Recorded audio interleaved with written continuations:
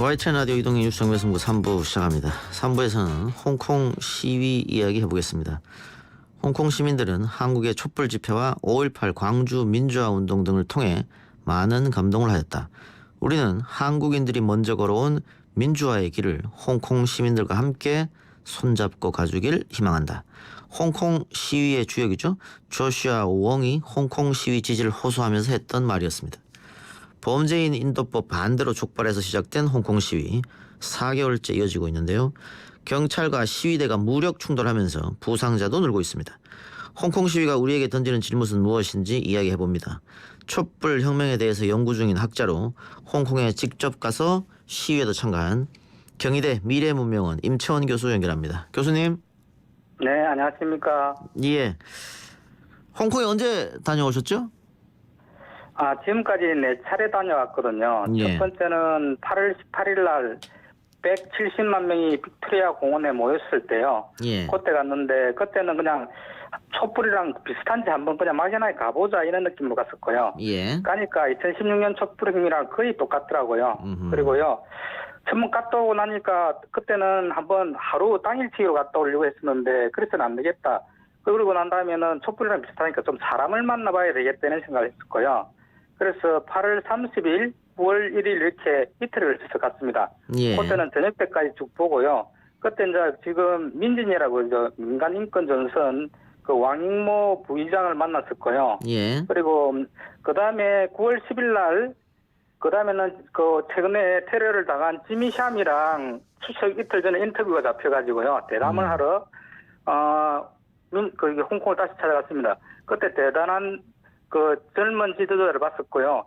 그리고 10월 5일 날 뭐 계엄이 떨어진다고 하니까 그때도 한번 그 계엄이 사실상 실시되기 전에 한번 더 봐야 되겠더라고요. 그러고 그다음 또 하나는 홍콩에 지금 민주주의를 하면서 큰 명물 중에 하나가 레논백이거든요. 예. 포스트 이스트를 붙이는 것. 타이포 지역이 유명한데요. 꼭 봐야 되겠다. 한국에도 지금 검찰개혁 뭐 촛불 집회가 있는데 그때 레논백을 한번 만들어 보면 좋겠다 이런 생각을 해가지고 그걸 보러 이렇게 총 4번을 갔었습니다. 예. 일반 시위 참가자들하고도 이야기를 좀 해보셨습니까? 네, 거기 와 있는 그 홍콩 분들은 웬만한 분들은 영어를 다 하기 때문에요. 뭐 예. 그렇게 있는 데는 대화를 했는데 특히 젊은 학생들은 대화를 하면 우리 촛불 때 나왔던 젊은 친구들하고 거의 같습니다. 특히나 거기는 좀 20대 여성 인원분들이 많은데요. 10대들도 많고 우리나라 대학생들하고 같이 뭐 새로운 밀레니얼스 세대처럼 뭐 감각이 좀 거의 비슷한 것 같습니다. 그래서 예. 촛불이나 그쪽이랑 시위 양상도 비슷한 것 같고요. 네. 예. 아까 제가 오프닝에서 잠깐 말씀드렸습니다마는 지금 홍콩 시민들이 한국의 촛불 집회 또 5.18 광주 민주화 운동 등을 통해서 민주주의 시위 많이 배웠다. 특히 시위하면서 우리의 임을 위한 행진곡도 개사해서 부르기도 하고 한국어로 그대로 부르기도 하고 그런 장면이 연출됐는데 그 이유가 어디에 있을까요? 이걸 제가 이번에 테러 당한 지미 샴이나 2시간 동안 인터뷰하면서 직접 물어봤거든요. 예. 한국 걸 많이 참고를 했느냐, 어떻게 했느냐 하니까 두 가지인데요. 개괄적으로 말씀드리면 촛불에서 큰 영향을 받은 것 같지는 않고 그 전에 한국 민주화 운동에서 큰 영향을 받았다고 합니다. 예. 그러니까 지금 그때가 지금 8월 18일 그리고 제일 많이 나왔던 게 6월 9일, 10일 이럴 때인데요. 예. 100만 명이 나오자 자기들이 교과서가 좀 필요했던 것 같습니다. 예. 교과서를 쓰면은 한국 촛불 집회랑 비슷하다. 그래서 촉불 집회를 좀 참고하자고 자료를 찾아봤는데 거의 찾을 수가 없었다고 합니다. 예를 들면 모금은 어떻게 하고 징용도는 어떻게 하고 조직은 어떻게 해야 되는지 이런 걸 찾아보는데 참고 자료가 없어가지고요. 자기들이 직접 했다고 그러고요.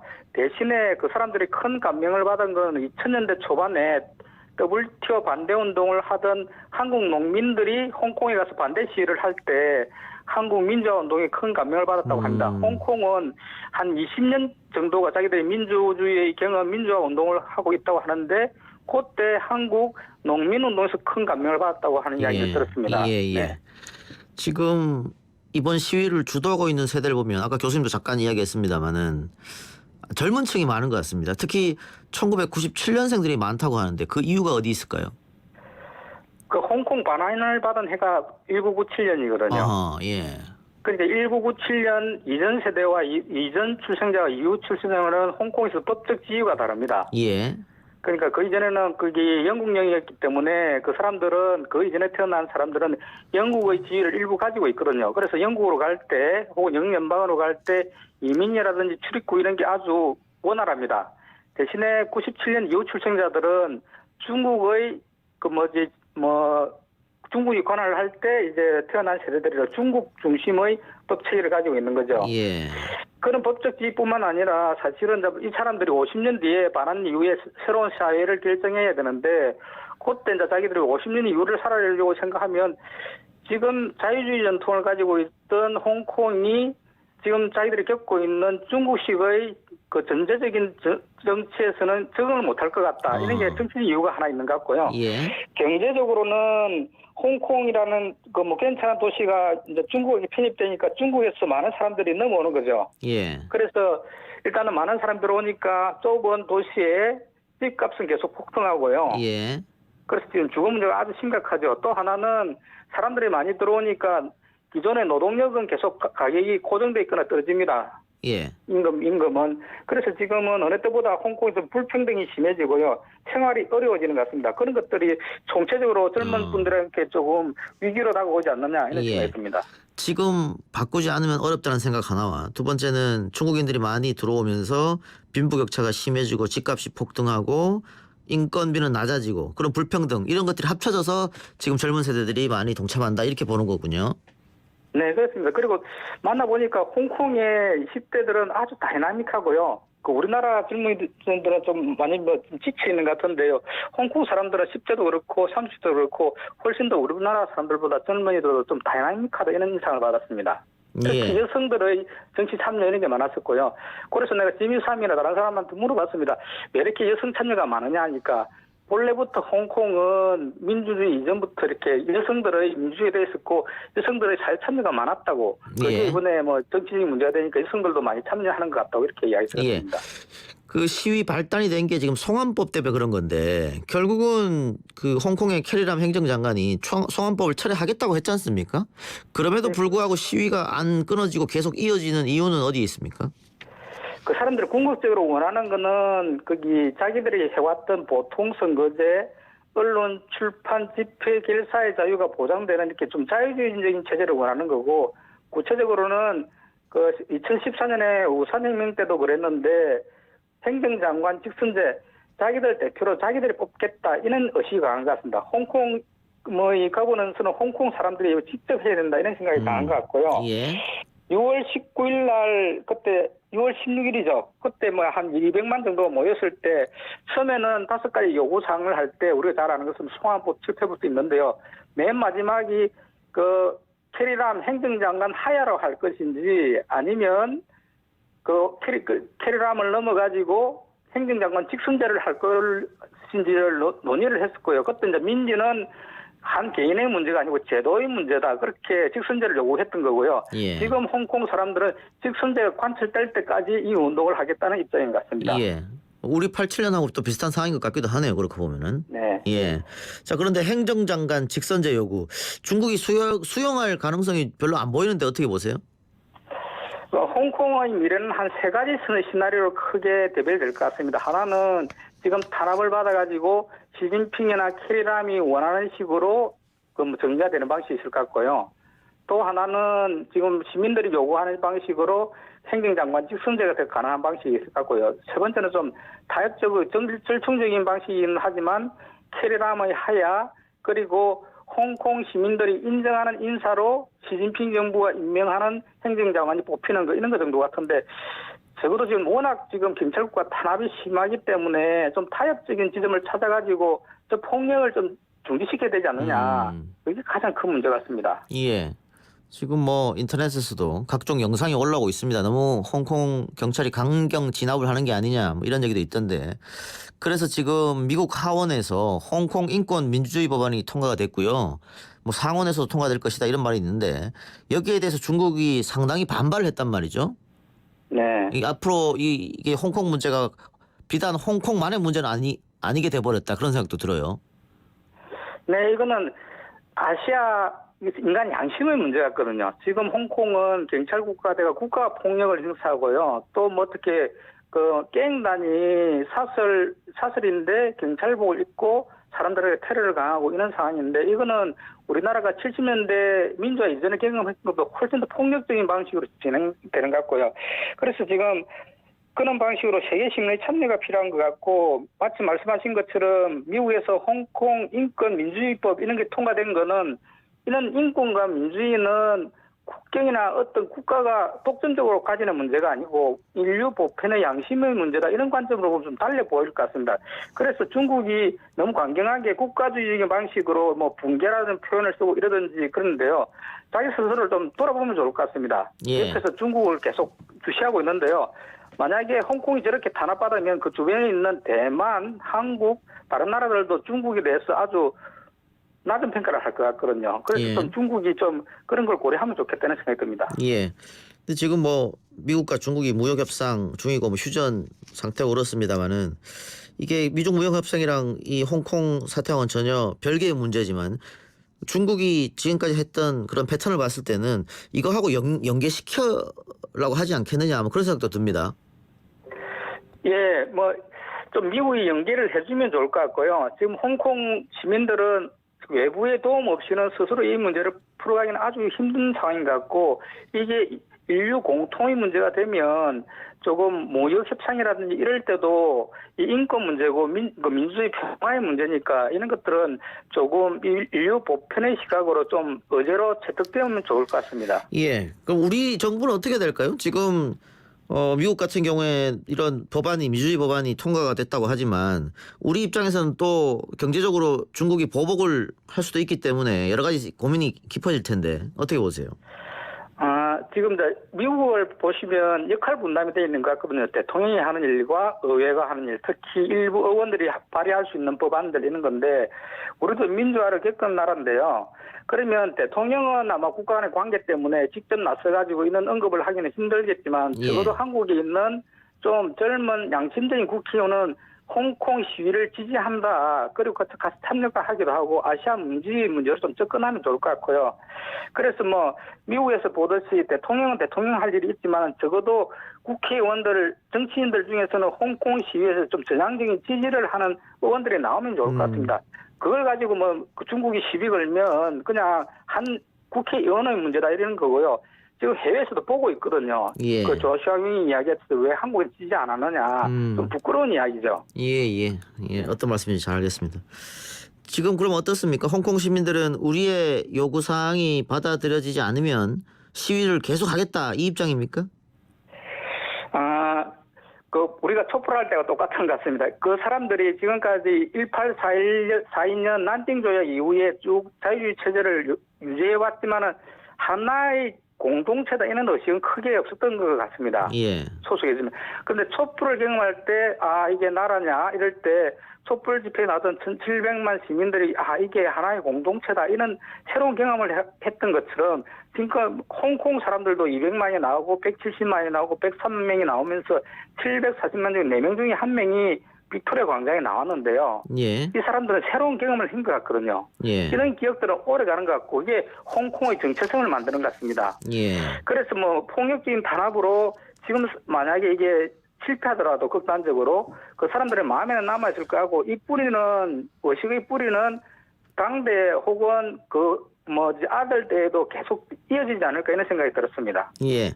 마지막으로요. 그 조슈아 윙이 한국인들에게 홍콩 시민들과 함께 손잡고 가달라 시위 지지를 호소했었는데 아까 그 정부의 일은 뭐 교수님께서 말씀하셨고 우리 시민사회가 어떤 역할을 해야 된다고 보십니까?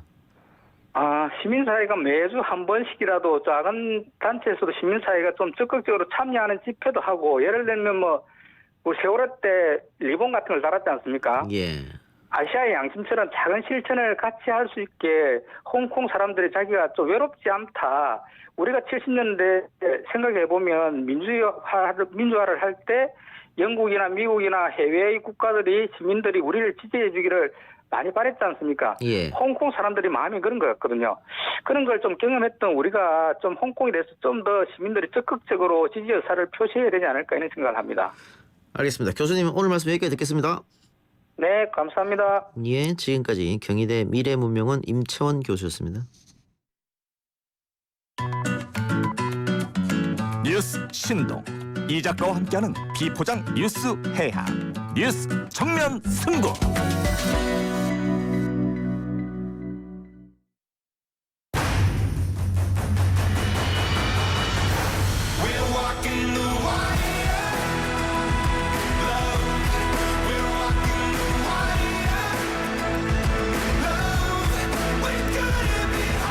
YTN 라디오 이동현 뉴스 정면 승부 4부 시작합니다. YTN의 두 명품 브랜드가 만났습니다. YTN 라디오와 YTN 플러스의 전격 콜라보 프로젝트 해보니즘 백문이 불여 일행. 오늘 함께할 분은 YTN 플러스의 문지영 기자입니다. 어서 오십시오. 네, 안녕하세요. 한 달 만에 본 것 같은데요. 네, 오랜만에 뵙네요. 예. 오늘은 어디 갔다 왔습니까? 네, 오늘은 제가 반나절 동안 길거리에서 흡연자들을 관찰해본 이야기를 좀 해보려고 합니다. 반나절 동안 길거리에서 흡연하시는 분들. 네, 특히 뭐 금연구역이 있잖아요, 길거리에도. 그래서 단속이 어떻게 이루어지고 있는지를 좀 알려드리려고 하고요. 덧붙여서 제가 담배꽁초 무단투기 단속반을 좀 동행해봤어요. 그래서 그 동행 후기에 대해서도 조금 이야기해볼까 합니다. 예. 네. 길거리 흡연, 뭐 흡연 구역에서 흡연하는 것은 문제가 안 될 테고, 근데 네. 금연 구역에서 흡연하는 사람도 많고. 그쵸. 예. 그래서 이제 네. 담배를 좋아하는 애연가들은 너무 없다 흡연 구역이. 그쵸. 네. 많이 더 설치해달라. 네, 담배 세금이 너무 많이 붙는데 그쵸. 그걸 돌려달라. 뭐 이런 네. 얘기도 있는데 하여튼 네. 이 얘기를 한번 해봅시다. 네. 어디에서 관찰했습니까? 저는 이번에 저희 YTN 사옥이 있는 서울 마포구 상암동 일대를 관찰을 했어요. 예. 네, 이 관찰을 상암동에서 하게 된 이유가 있는데 담배 그 흡연 단속은 각 지자체 보건소 소관이에요. 예.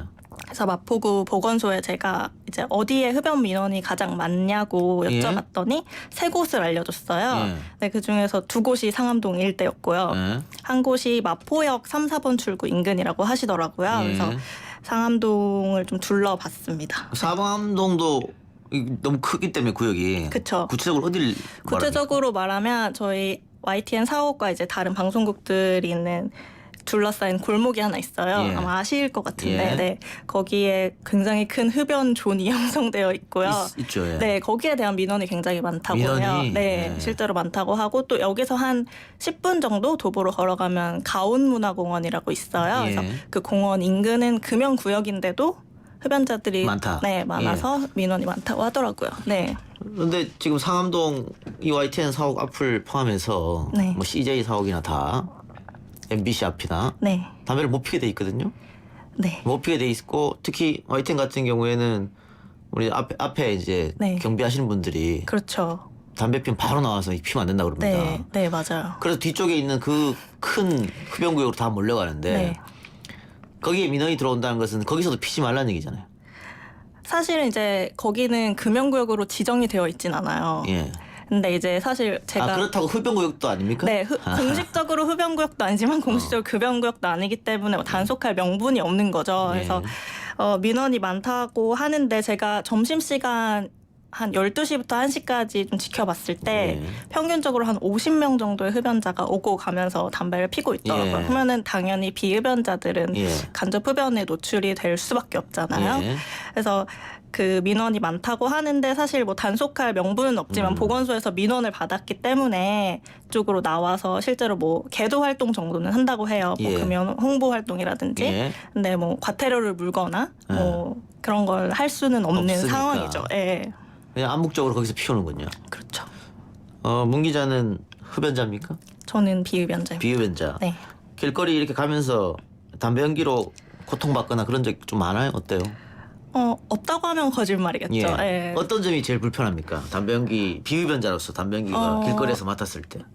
일단은 저는 흡연을 태어나서 한 번도 해본 적이 없는데 간접 예. 흡연을 할 때마다 흡연을 하는 느낌이 들기 때문에 예. 특히 뭐 이제 보행 중 흡연의 경우 제가 피할 수 없잖아요. 그러니까 언제 이제 담배 연기를 맡게 될지 모르기 때문에 그런 점이 조금 불편했던 것 같아요. 네. 그게 한번 항의해봤어요? 구명구역에 왜 피세요? 이렇게.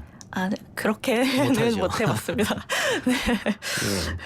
예. 이 금연구역과 흡연구역 기준은 보건소에서 정해주는 겁니까? 여기만 피울 수 있다 하면 거기만 흡연구역이 되는 거고 나머지는 다. 네. 근데 기본적으로는 이제 국민건강증진법으로 지정이 되어 있는 곳들이 있어요. 크게 뭐 실내 공중이용시설, 뭐 공공기관이라든지 초중고등학교, 뭐 사무실 뭐 이런 데는 다 이제 법으로 지정이 되어 있고, 그다음에 뭐 서울시나 뭐 마포구 같은 지역 조례로 또 몇 군데가 이제 지정이 되어 있습니다. 네. 과태료 수준은 어느 정도입니까? 그러니까 흡연 구역이 아닌 금연 구역에서 담배를 폈을 때 그때는 과태료가 10만 10만 원. 원이고요. 이것도 역시 국민건강증진법에 따른 거고요. 예. 대신에 이제 15일 내에 자진 납부하면 20%가 감면이 된다고 하네요. 8만 원. 네. 8만 원이든 10만 원이든 상당히 비싼 금액인데. 그렇죠. 적지 않죠. 네. 이걸로 단속을 해서 스티커를 부과하게 되면 이 단속 반원과 이 흡연자들끼리의 또 다툼도 당연히 있을 것 같은데요? 그렇죠. 있죠. 그리고 제가 취재를 하면서 느꼈던 게 금연구역이 굉장히 모호한 곳이 있어요. 예. 그러니까 그 아까 말씀드렸던 가온문화공원 같은 경우에는 공원 내부랑 그 겉에 일부 도로가 금연구역이거든요. 예. 근데 그 도로에 스티커가 이제 금연구역이라고 바닥에 붙어 있는데 그 스티커만 몇 센치 벗어나도 금연구역이 아닌 거예요. 그렇기 때문에 흡연구역과 금연구역이 한 도로에 공존을 하고 있거든요. 그래서 금연구역에서 담배를 피면 과태료를 물 수 있고 그 스티커만 몇 센치만 벗어나면 과태료를 물 수 없고 예. 그냥 그런 상황인 거예요. 그럼 단속반이 저기 보이면 옆으로 살짝 이동하면 되겠네요. 네, 그러면은 물 수가 없대요. 그러니까 목격한 사람에게만 과태료를 물 수 있다고 하더라고요. 예. 네, 그래서 저는 약간 여기는 금연구역도 아니고 흡연구역도 아니고 약간 애매하다라는 예. 생각이 좀 들더라고요. 네. 혹시 다투는 장면 본 적도 있습니까? 다투는 장면을 본 적은 없는데 이번 취재 말고 예전에 뭐 담배꽁초 무단투기 취재할 때는 뭐 왜 나만 잡냐. 네, 보통 그러죠. 네. 저쪽도 잡아요. 왜 나만 잡냐. 네, 이렇게. 그럼 뭐 오늘은 재수가 없네, 뭐 이러고 가시는 분들도 있고 실제로 욕설하고 가시는 분들도 예. 계셨고요. 단속은 어떻게 2인 1조 이렇게 이루어집니까? 네, 맞아요. 보건소에서 뭐 계약직 공무원이나 시간 선택제 공무원을 채용을 해서 2인 1조로 돌아다닌다고 하는데 제가 이번에 가봤던 마포구의 경우에는 단속 인원이 4분이라고 하셔요. 그래서 전체를 뭐 하루 종일 이렇게 지켜보고 있는 건 사실 물리적으로 예. 불가능하고 사실 바람직하지도 않죠. 뭐 예. 함정 수사처럼 뭐 숨어 있다가 나타나는 것도 예. 사실은 좋은 방법은 아니라고 보이거든요. 예. 그래서 뭐 아주 많은 뭐 과태료를 부과하고 있진 않다고 하시더라고요. 네. 예. 또 인력도 4명밖에 안 되니까. 그렇죠. 예. 그런데 그분들도 스트레스겠네요. 나가서 스티커를 부과한다는 게 매번 또 부딪힐 그쵸. 수밖에 없으니까. 그렇죠. 그래서 뭐 경우에 따라서는 뭐 이번 취재뿐만 아니라 경우에 따라서는 경찰력이 동원이 되는 경우도 있다고 경찰력이요? 네, 들었습니다. 그 단속반 직원들은 가장 힘든 게 뭐라고 얘기해요? 아무래도 뭐 그런 아까 불만이겠죠. 이렇게 금연구역이 굉장히 모호하게 지정된 경우 사실 이 상암동뿐만이 아니라 뭐 서울 시내 뭐 지하철역 입구 10m까지는 다 금연구역인데 예. 그 10m에서 뭐 1cm, 2cm만 벗어나도 과태료를 물 수 없잖아요. 예. 그런 경우에 당연히 불만이 생길 수도 있을 것 같아요. 그래서 아까 말씀드렸듯이 뭐 왜 나만 이런 반응이 가장 좀 힘들어 하시는 것 같고 네, 그렇습니다. 예. 네. 근데 뭐 흡연자들도 당연히 그 불만이 있을 것 같기도 해요. 네. 이 담배 필 곳을 안 만들어 주니까 그렇죠. 어쩔 수 없지 않느냐. 네. 우리 YTN 사옥 앞에도 보면 담배를 못 피게 해놨습니다만 네. 그 빗물 빠지려고 배수구 쪽에 담배꽁초를 굉장히 많이 투기를 하거든요. 네. 무단으로. 네. 그것도 그냥 쓰레기통이 있으면은 옆에 네, 어떨까 맞아요. 그런 생각도 들긴 하는데. 네. 저도 그래서 그 꽁초 단속을 나갔을 때 네. 단속하시는 분이 그런 얘기를 해주시더라고요. 이렇게 흡연자들이 담배 필 곳도 없는데 재떨이나 쓰레기통이라도 만들어 달라 예. 이런 얘기를 많이 하신대요. 예. 근데 그렇다고 해서 쓰레기통을 막 설치해 놓고 재떨이를 설치해 놓으면 또 이제 흡연 민원이 들어온다는 거죠. 반대로 여기는 왜 담배 피는 사람이 이렇게 많냐 이런 반응이 또다시 반대로 나오기 때문에 그게 쉽지 않다고 예. 말씀을 하시더라고요. 네. 예. 우리 청취자들도 의견이 다양하네요. 네, 이거는 네. 흡연 부스도 안 만들어주고 흡연자한테 책임 묻는 거는 문제가 있다. 네. 길거리에서 피우는 거는 말이 안 된다부터 시작해서 그렇죠. 예. 그리고 아예 이럴 거면 담배를 팔지를 마라. 예.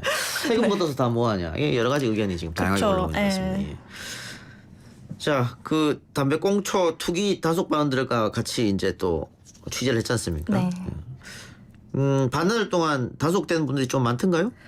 아니요, 생각보다는 별로 없었어요. 일단은 뭐 이제 단속반원 분들이 4분밖에 안 계셨고, 사실은 그 아까 말씀드렸던 그 공원 인근에서 담배 피시는 분들을 제가 그 날만 한 그래도 100분은 본 것 같은데 그 날 단속된 분이 3분밖에 없었어요. 예. 왜냐하면 이제 애매하니까 그 지역이 단속하기가 애매하니까. 그리고 이제 마포구 보건소 측에서는 우리의 궁극적인 목표는 과태료를 많이 부과하는 게 아니다. 네. 금연 홍보가 목적이다. 그렇겠죠. 예. 네, 그래서 실제로 그 공원에 가면 막 보건소에서 붙여놓은 금연 홍보 플랜카드가 굉장히 막 크게 보여요. 근데 그 앞에서 다들 이제 한 30-40분이 모여서 담배를 피고 계시더라고요. 네. 좀 아이러니하죠. 예. 근데 담배 꽁초 투기 같은 경우에는 증거를 잡습니까? 사진을 찍던가? 왜냐면 이렇게 투기를 하고 나서 단속반원이 투기하셨습니다 했을 때 제가 언제요? 이렇게 예. 발표할 수도 있잖아요. 맞아요. 그런 경우가 굉장히 많다고 네. 해요. 그래서 실제로 근데 뭐 사진을 찍거나 이런 거는 또 초상권 문제가 있기 때문에 쉽지 않다고 하셨고요. 그래서 두 눈으로 목격했을 때 또 다가가서 말씀을 드리는데 또 버리는 거 봤냐? 이런 반응이 나오면은 거기서 주워서 보여드리기도 한다고 해요. 실제로. 그리고 도망가시는 분들도 있다고 하고요. 예. 네. 재밌는 댓글이 있네요. DNA 채취기를 들고 다니면 좀 무리한 거. 아주. 예. 네.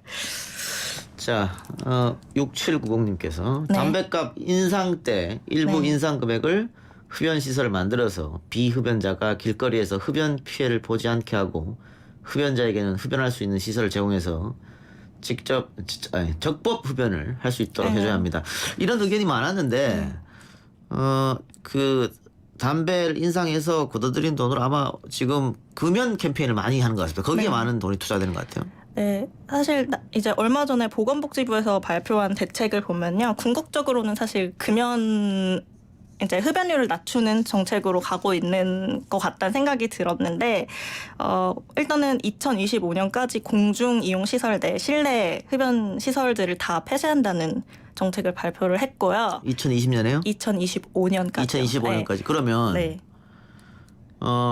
이제 YTN 건물 네. 마찬가지입니다. 다른 방송 건물들도 중간에 옥상이 그쵸. 있잖아요. 네. 중간층에. 네. 거기에 흡연 부스를 만들어 놨습니까? 네. 그런 것도 사라지는 겁니까? 뭐 지금 발표에 따르면 그런데 대신에 이제 그렇다고 무분별하게 길거리 흡연이 발생하면 안 되잖아요. 예. 그래서 실외 흡연 시설을 조금 확충하겠다 이런 대안을 내놓은 것으로 확인이 됐습니다. 네. 그러면 지금 실외 흡연 부스가 몇 군데 안 된다는 걸 네. 당국도 알고 있네요. 그렇죠. 네. 그리고 실내 흡연 부스에 가보면 이제 제가 종로 을지로입구역 인근에 있는 실외 흡연 부스역에 한번 가봤는데 너무 흡연자가 몰려있기 예. 때문에 막 쓰레기통에 담배꽁초가 넘쳐서 막 땅에 예. 쓰레기가 다 떨어져 있고 예. 하더라고요. 네. 그 소공동 롯데호텔 앞에 네. 흡연 부스가 하나 있거든요. 네. 그 넓은데 그 딱 하나 있는데 네. 거기도 발 디딜 틈이 없어요. 들어갈 수가 없어요. 사람들이 담배 피우러. 그러다 보니까 조금씩 밖으로 나오게 되거든요. 그렇죠. 이렇게 하나 뭐 그런 생각까지 네. 들었어요. 네. 예. 근데 뭐 WTO에서도 실내 흡연실에 효과가 없다 뭐 이런 발표를 내놨기 때문에 조금 앞으로 우리 정부도 그런 방향으로 가고 있지 않을까. 가지 실내 않을까. 흡연 부스가 효과가 없다는 것은 연기가 밖으로 빠져나온다는 겁니까? 빠져나오지 않고 그 안에 이제 담배 물질들이 쌓이고 그리고 어제 질병관리본부가 발표한 자료에서는요. 그 최근에 뭐 아직까지도 PC방이나 뭐 당구장 이런 데는 조금 흡연 부스가 있잖아요. 예. 이제 그런 데서 일하시는 분들이 간접 흡연 피해에 너무 많이 노출이 된다는 거죠. 그래서 이제 어제 질병관리본부에서도 전체 공공시설을 금연구역으로 지정하는 게 바람직하다 이런 발표를 내놨더라고요. 예. 네. 댓글은 기사 나가고 댓글은 어땠습니까? 다양한 댓글은 의견이 있었을 것 같은데. 예, 어제 제가 확인해 봤을 때 뭐 흡연실을 찾으려고 했는데 없어서 길거리에서 필 수밖에 없더라. 그러니까 흡연실도 안 만들어 놓고 뭐 규제부터 하면 어떡하냐 뭐 이런 반응이 사실은 많았고요. 예. 그리고 뭐 비흡연자들은 많이 공감을 표해 주시기도 했죠. 네. 예. 그래 요즘은 뭐 아파트나 공동주택 본인의 집이지만 못 피잖아요. 그렇죠. 예. 네. 이게 어쩔 수 없는 시대의 흐름이다. 네. 우리 청취자들 댓글도 있습니다만 과거에는 비행기 안, 뭐 버스 안, 기차 안 다 태웠거든요 맞아요. 담배를. 네. 예. 그때 얘기할 수는 없으니까요. 네. 이게 많이 좀 바뀌었다는 거. 자, 담배 피는 사람이 예전보다 많이 줄어드는 것 같아요. 줄어들었고 결국은 흡연율 감소를 시키는 것이 정부의 대책인 것 같고 그렇습니다. 궁극적 목표인 것 같고. 네. 예. 근데 여러 가지 정책이 있잖아요. 지금처럼 담배 피는 장소를 아예 없앤다거나 네.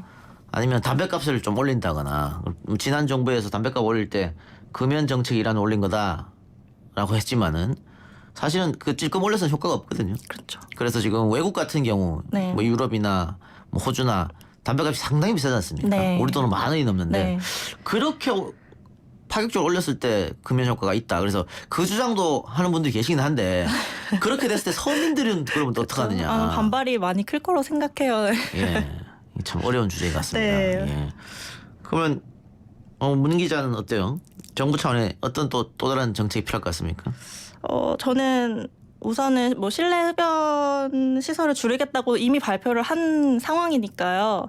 이제 길거리 뭐 보행 중 흡연 이런 부분에 대한 어떤 규제도 좀 필요할 때가 아닌가 생각이 들어요. 그래서 사실 간접 흡연 피해가 제가 올해 WHO죠. WHO에서 발표한 세계보건기구에서 발표한 자료를 보면 연간 120만 명이 간접 흡연 피해로 사망을 한다고 예. 하더라고요. 그만큼 이제 국민 건강이랑 직결되는 문제이기 때문에 좀 사회적인 합의가 좀 필요하지 않나라는 생각을 하고 있습니다. 예. 네.